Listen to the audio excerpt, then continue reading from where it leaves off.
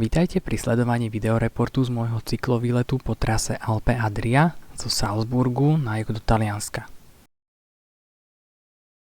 V druhej etape som sa trochu odchýlil od oficiálnej trasy Alpe Adria, aby som sa vyštveral do 2500 metrov nad morom pod legendárny Grossglockner. Včera večer som asi 2 hodiny hľadal miesto na kempovanie. Je to tu také strašne úzke údolie, strmé svahy a veľmi husté lesy. Nedá sa veľmi zaliesť ani do lesa, zavesiť si hamaku. Nie je ani veľmi miesto na nejaké ležanie na zemi. Po 2 hodinách som našiel toto. Takto to tu vyzerá. Takýto oblúčik. Sklad kameňov. A tuto dole riečka Salzach a železnica. A niekde tamtým smerom sa dneska vyberiem.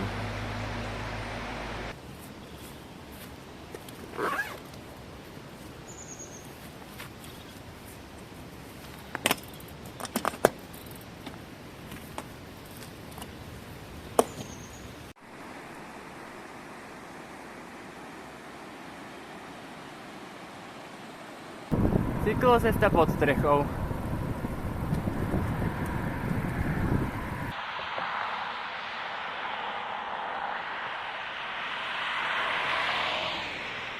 Tak, tuto to začína.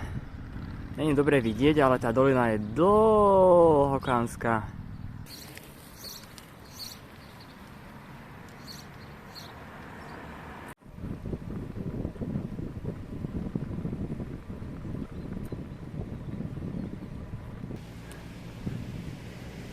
Tuto nám vykúklo slniečko.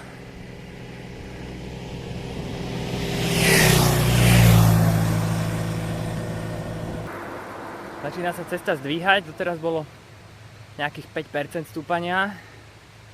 To bude určite viac. Takých možno do 10, dúfam. 23 km hore. Za týmto ujom idem už asi 2 km. Asi 100 metrov za ním. A neviem ho dobehnúť.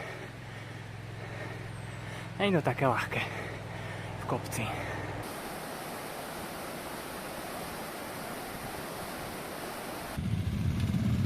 ...15 km od začiatku údolia musia motorové vozidlá zaplatiť mýto za prejazd vysokohorskou cestou.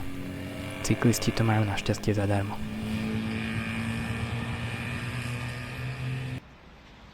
Od mýtnej brány je aj takýto krásny výhľad, aj keď toto ešte nie je Grossglockner, ten je práve skrytý za týmto špicatým kopcom. Píšu, že 12%. Tak dúfam, že mi to bude stačiť ten prevod, lebo doteraz to bolo okolo 10 a už to bolo tak trošku na hrane. Od mýtnej brány je sklon vytrvalých 12%, bez nejakých ľahších pasáží. Takže jediné riešenie je zastaviť a vydýchať sa.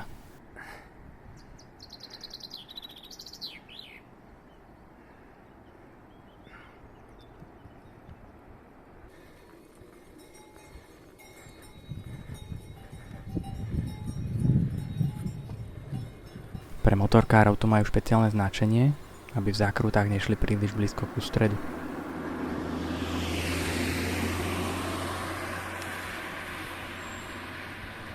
Toto stúpanie je masaker, ale tie výhľady stoja za to.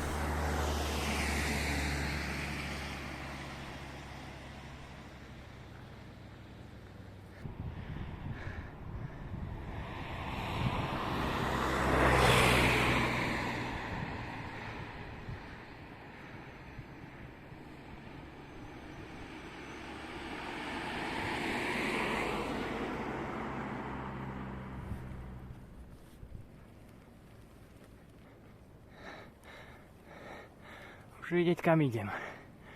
Jen tam hore. Ale ani tam hore ešte nie je koniec stúpania. Nasledujú ďalšie a ďalšie serpentíny.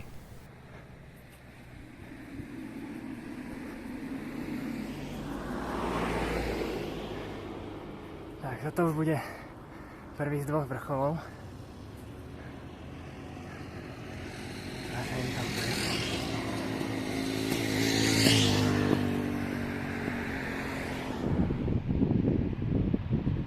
Kúkaj na to.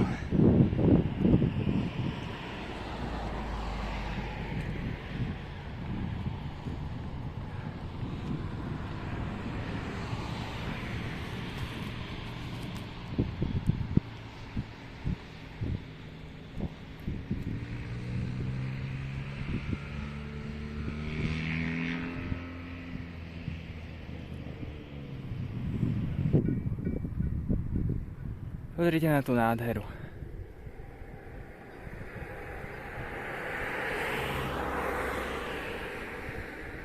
Dole sa pasú krávky, zvonia zvončekmi,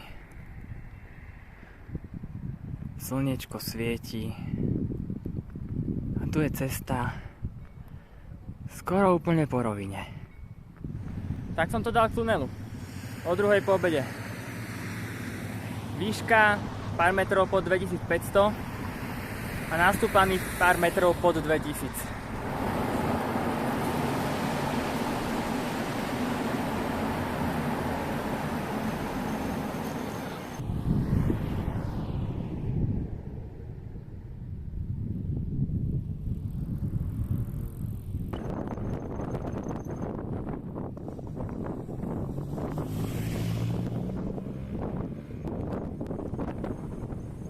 Od druhej mýtnej brány konečne vidieť aj dlho očakávaný Großglockner. Tak a som dole. Som zozjazdoval dole do Heiligenblut a z pochopiteľných dôvodov dole kopcom sa nedá veľmi točiť video. No ale strátil som všetku výšku prakticky a teraz to vyzerá ako také dosť placaté údolie. Neviem, či to vôbec bude klesať a s akým sklonom. Ale tak, aspoň som to prežil. Som dole. Sobota večer. V Rakúsku. Treba ísť vždy nakúpiť zásoby. Našiel som po ceste potraviny. Do 5. otvorené sú asi 4 hodiny, takže nakúpil som. Čo ma ale neteší, že musím mať proste celý proviant na dnes, na večer a na nedeľu. Takže zase ruksačík.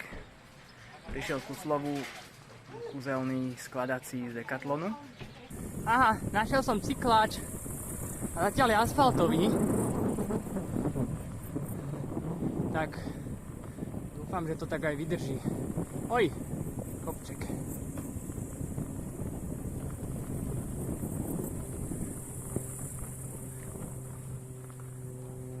A cez dedinku.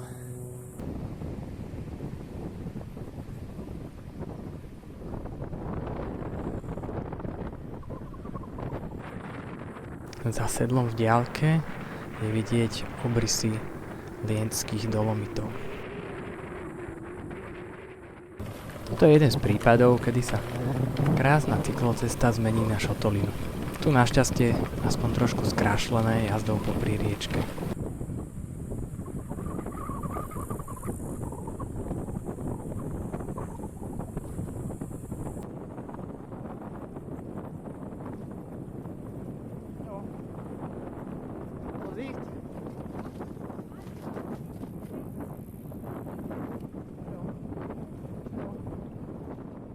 Som teraz šiel údolím Mühltal a chvíľku po cykláči, chvíľku mimo. Občas sa tam bližšie k Heiligenblutu sa cykláč často menil na šotolinu, tak to sa mi nechcelo. Ale tuto to nižšie je to už lepšie, tu je to dosť asfalt. Teraz som našiel takéto pekné miestečko s tečúcou vodou, lavičkou, dokonca aj stromy. S dobrými rozostupmi na hamaku sú tu. A akurát, že je to rovno pri cykloceste. Takže by som tu nebol úplne nevidený. Ale mám chuť tu zostať. Uvidíme. Je ešte dosť skoro, ešte by som mohol chvíľku potiahnuť. Ak sa vám video páčilo, dajte like a prihláste sa na odber. V ďalšej časti prejdem cez Villach a Tarvisio a prvú časť známej cyklotrasy po bývalej železnici. Po asi 120 km som si našiel pekný riedky lesík, kde sa dala zavesiť hamaka a tu budem nocovať. Je to celkom v pohode, nie je to ani veľmi viditeľné od cesty. Cesta je niekde tam, je svetlé vody za mnou, ale je to takých 50 metrov a mám to v maskovacej zelenej.